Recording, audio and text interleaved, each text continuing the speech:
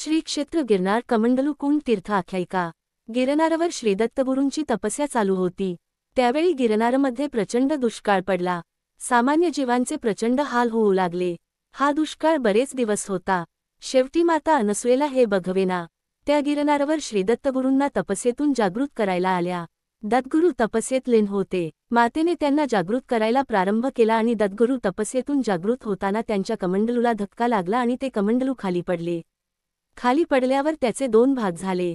एक भाग जिथे पडला तिथे गंगा अवतीर्ण झाली, तर दुसरा भाग जिथे पडला तिथे अग्नी उत्पन्न झाला। तेव्हापासून दुष्काळ संपुष्टात आला। ते तीर्थ आणि अग्नी अजूनही गिरनारवर उपस्थित आहे। आता तिथे छोटासा छान आश्रम निर्माण झाला आहे। दर सोमवारी सकाळी 6 वाजता त्या धुनीवर पिंपळाची लाकडे ठेवण्यात येतात। कापूर, रॉकेल, काडेपेटी यांचा अजिबात वापर न करता ही धुनी आपोआप दत्तकृपेने प्रज्वलित होते। हा सोहळा अतिशय बघण्यासारखा असतो। त्यामुळे रविवारी रात्री गिरनार चढायला सुरुवात करून बरेच जण पहाटे कमंडलू कुंड येथे हजर होतात। लाकडाने आपोआप पेट घेतला की अवधूत चिंतन श्री गुरुदेव दत्तचा गजर सर्वांच्या मुखातून होऊ लागतो। मग नैवेद्य वगैरे दाखवून सर्वांना जवळून दर्शन घेण्यासाठी आत सोडतात। कमंडलू कुंडाचे पाणीच तेथे सर्व गोष्टींसाठी वापरले जाते। मुख्य कुंडातून इतर कुंडात ते पाणी साठवले जाते। महंत श्री मुक्तानंदगिरी बापू तेथील सध्याचे प्रमुख आहेत। इतर काही जण तेथे सेवेसाठी आहेत, त्यात योगेशबापू हे एक प्रमुख आहेत। आश्रमाच्या वतीने सकाळी 7 ते रात्री 8 पर्यंत अखंड अन्नदान चालू असते। चहा सुद्धा आश्रमातर्फेच उपलब्ध करून देतात। 10,000 पायऱ्यावर चहा, पूर्ण जेवण उपलब्ध करून देणे हे अतिशय कठीण आहे। प्रचंड वारा, कडक ऊन, धुवांधार पाऊस अशा अतिशय विपरीत परिस्थितीत हे सर्वजण विनामोबदला अहोरात्र सेवा बजावत असतात। अनेक जणांच्या देणगीवर ही सेवा अखंड चालू आहे।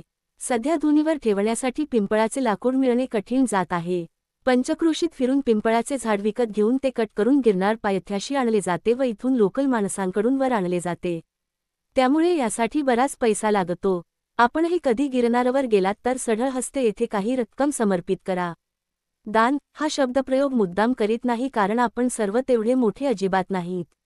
आपण जर ग्रुपने जात असाल तर प्रत्येकाने थोडी चहा, पावडर, साखर, दूध असे वर घेऊन जावे, तेवढीच आपली ही सेवा तिथे रुजू करावी। कमंडलू कुंड, धुनी आणि आश्रम यांची महती वर्णन करावी तेवढी कमीच आहे। वर्णन करण्यास शब्द अपुरे पडतात। एकदा तरी गिरनारवर जाऊन हा अनुभव प्रत्येकाने घ्यावाच। या क्षेत्री असे जावे। गिरनार, जुनागड, सौराष्ट्र, गुजरात। हे क्षेत्र गुजरात राज्यात सौराष्ट्र प्रांतात जुनागड जिल्ह्यात येते। जुनागड या शहरापासून हे स्थान 2 किलोमीटर अंतरावर आहे। याच ठिकाणी श्री सद्गुरू दत्तात्रेयांनी गोरक्षनाथास अनुग्रह दिला। हे स्थान उंच पर्वतावर आहे। या ठिकाणीच गुरु दत्तात्रेयांच्या पादुका स्थापित आहेत। इथे नेहमी दत्तात्रेयांचा निवास असतो, याचा प्रत्यय भक्तांना नेहमी येतो। या ठिकाणी जाण्यासाठी सुरत, बडोदा, अहमदाबाद या शहरातून जुनागड, गिरनार साठी नियमित बससेवा आहे। रेल्वे मार्गाने जाणाऱ्या भक्तांसाठी सुरत, अहमदाबाद, राजकोट, जुनागड अशी रेल्वे सेवा आहे। या ठिकाणी राहण्यासाठी अनेक धर्मशाळा आहेत। पुढील भागात